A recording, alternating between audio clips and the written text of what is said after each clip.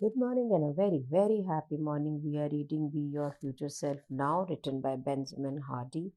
और हम कर रहे हैं आपका भविष्य, इसे किस किस चीज़ के थ्रेट है। हमने पहला किया कि जब आपको भविष्य की कोई आशा नहीं होती तो आपका प्रेजेंट मीनिंग लूज़ कर देता है। फिर हमने जाना कि आप अगर अपने बीते हुए कल के बारे में अभी भी रिएक्टिव है तो ये भी आपके फ्यूचर को छोटा करता है। और तीसरा थ्रेट क्या है? Being unaware of your environment, यानी आप अगर अपने वातावरण के प्रति सचेत नहीं हैं तो ये एक रैंडम एवोल्यूशन या कि आपका जो विकास है उसे कम करता है। पिग्मेलियन इफेक्ट एक रिसर्च हुई थी जिसके अंदर आप जिस प्रकार के लोगों में होते हैं, जैसे लोगों की आपसे एक्सपेक्टेशन होती है, वैसे या तो आप ज़िंदगी में बढ़ते हैं या आप ज़िंदगी में छोटे होते चले जाते हैं, यानी सफलता नहीं मिलती है। तो एवरेज में अगर हम ये देखें कि आप कैसे व्यक्तियों के साथ, 5 व्यक्तियों के साथ अपना टाइम स्पेंड करते हैं, वो बता सकता है कि आप किस प्रकार के व्यक्ति हैं, आपका भविष्य कैसा होगा। एक बहुत ही फेमस स्टडी है। एक ग्रुप ऑफ रिसर्चर्स ने 2nd और 3rd ग्रेड के जो टीचर्स थे उनको बताया कि भाई इन स्टूडेंट्स को हमने रिसर्च किया, इसमें से ये बड़े गिफ्टेड स्टूडेंट्स हैं और ये स्टूडेंट्स गिफ्टेड नहीं हैं। स्टूडेंट्स को ये नाम दे दिए गए और क्लास जब पूरे साल चला और एंड हुआ तो जो एक्सपेक्टेड था वही हुआ। जिन स्टूडेंट्स के नाम दिए गए थे कि वो गिफ्टेड हैं, उन्होंने बहुत ही अच्छा परफॉर्म किया था क्योंकि स्टूडेंट्स टीचर्स की उनसे एक्सपेक्टेशन थी कि ये तो अच्छा करेंगे ही, तो उनके स्टैंडर्ड बहुत हाई बनाए गए थे।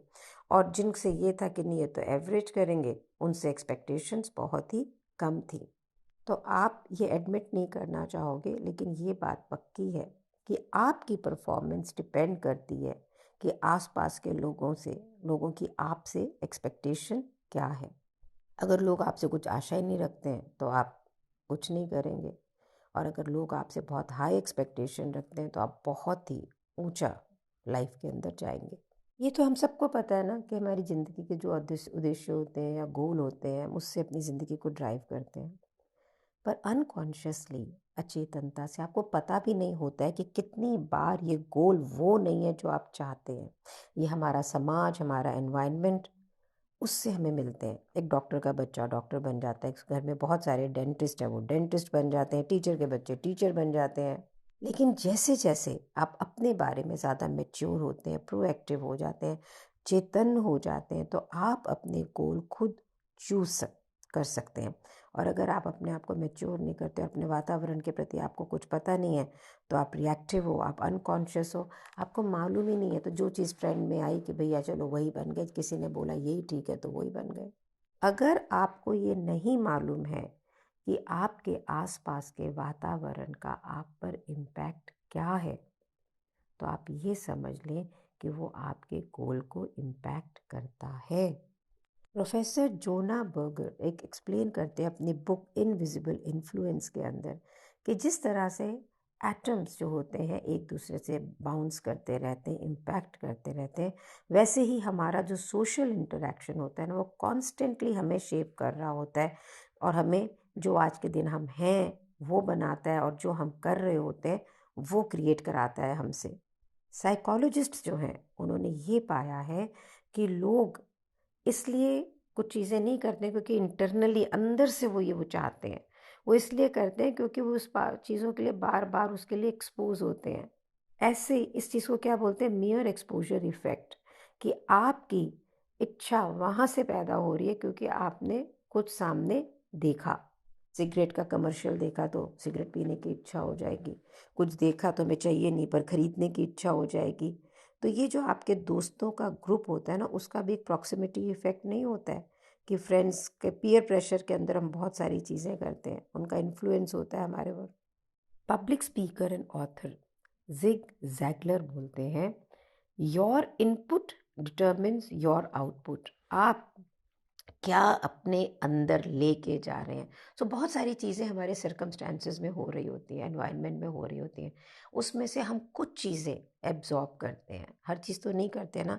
जो हम एब्जॉर्ब कर रहे होते हैं ना, इनपुट, ये डिटरमिन करता है कि हमारा आउटलुक क्या होगा, हम ज़िंदगी को कैसे देखेंगे। जैसे हमारा आउटलुक होगा, हमारा दृष्टिकोण होगा, वैसे ही हमारा आउटपुट होगा। हम वही एक्शन लेंगे और जो हमारा आउटपुट होगा, जो हम एक्शन लेंगे, वो डिटरमिन करेगा कि हमारा भविष्य कैसा होगा। तो अगर जो फर्स्ट स्टेज है कि बेटर इनपुट हम अपने अंदर डालें ही वो थॉट, बेटर थिंकिंग, तो ये अल्टीमेटली आपको बेटर आउटपुट के लिए लेके जाएगा। मेरे गुरु हमेशा कहते हैं, और ये बुक में लिखा हुआ है, गार्बेज इन गार्बेज आउट। कूड़ा डालोगे तो कूड़ा निकालोगे। क्या आपको अपनी लाइफ के अंदर अच्छे गोल्स, बेटर गोल्स चाहिए, बेटर फ्यूचर चाहिए अपने पर लिए? तो आपको करना क्या है? आपको इवॉल्व लोगों के साथ रहना है, आपको बेटर पर्सपेक्टिव के लोगों के साथ रहना है। तो बिजनेस स्ट्रैटेजिस्ट हैं चार्लिस जोन्स। वो कहते हैं आप 5 साल तक ऐसे ही रहेंगे। अगर आपको बदलना है तो किससे बदलेंगे आप? जिन लोगों से आप मिलते हैं और जिन किताबों को आप पढ़ते हैं। सोच के प्रोएक्टिवली अगर आप अपने अंदर जाने वाली इंफॉर्मेशन, एक्सपीरियंस, पीपल, इन्हें चूज़ कर लेना कि मेरे अंदर इनपुट क्या जा रहा है, चेतन हो जाए जो आपको पहले नहीं पता था, तो आप ये देखेंगे कि आप वो क्रिएट करेंगे जो आप चाहते हैं। तब ऐसा नहीं होगा कि आपने जो मर्जी व्यवहार कर दिया, आपको कुछ पता ही नहीं लग रहा है कि लाइफ के अंदर हो क्या रहा है। आप ये देखो कि आप वो चीज़ें पहले आपने सोची भी नहीं थी, वो आप लाइफ के अंदर क्रिएट करेंगे। सो जो माइंडफुलनेस है, एक स्किल है, एक अवेयरनेस, एक चेतनता आपके कॉन्टेक्स्ट का। आप ये समझ लीजिए कि आपकी ज़िंदगी का कॉन्टेक्स्ट आपको इन्फ्लुएंस करता है। लैंडमार्क के अंदर इस चीज़ को बहुत पावरफुली क्रिएट करते हैं और वो कहते हैं कॉन्टेक्स्ट इज़ डिसाइसिव। संदर्भ, प्रसंग, किस तरह से आप इस कॉन्वर्जेशन को ले रहे हो, ज़िंदगी को देख कैसे रहे हो, लोगों से मिल कैसे रहे हो, किस कॉन्टेक्स्ट में आपकी ज़िंदगी है, how is that context influencing. एक ही चीज़ किस कॉन्टेक्स्ट में कही गई और आपने किस तरह सुनी, किस तरह से हुई, आपने किस तरह से उसको एक्सपीरियंस किया। तो कौन सा कॉन्टेक्स्ट आपको इन्फ्लुएंस करता है, कौन सा गोल आप इस समय परस्यू कर रहे हो, कैसी ज़िंदगी आप प्रेजेंटली जी रहे हो, और आपने अपनी ज़िंदगी को कैसे चूज़ किया है।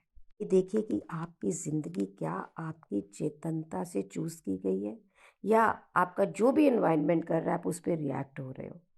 क्या आपका एनवायरनमेंट आपके ऊपर रूल कर रहा है, आप पे गवर्न कर रहा है, कि आप अपने एनवायरनमेंट को इन्फ्लुएंस कर रहे हो।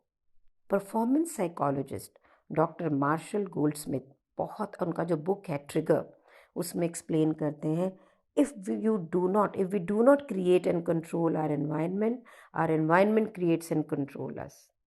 आपको ना अभी रीसेंट अपनी लाइफ का अगर एग्जांपल बताऊं, जो मैंने घर बदली किया, बहुत खूबसूरत लोकेलिटी में, और मैं बहुत ज़्यादा उदास थी, इतनी उदास कि आप सोच भी नहीं सकते हैं।